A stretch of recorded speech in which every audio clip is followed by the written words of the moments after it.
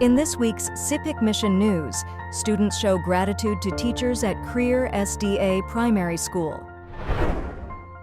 Kreer SDA Primary School recently honored its dedicated teachers with a heartfelt Teachers' Day celebration, organized by the school's Student Representative Council and led by events teacher Mrs. Jane Pokor Daniel. The event showcased the appreciation and gratitude of the school community for its educators. Students contributed to the festivities by purchasing a beautiful cake and presenting their teachers with thoughtful gifts, cards, and warm words of appreciation. The longest-serving teacher, Mrs. Jenny Mandawa, was given the honor of cutting the cake at the Talio Lodge on Friday, October 4th. To further celebrate the occasion, teachers enjoyed a light lunch at Talio Lodge and participated in a secret friend gift exchange program. The SRC also recognized Mrs. Mandawa for her long service by awarding her a certificate.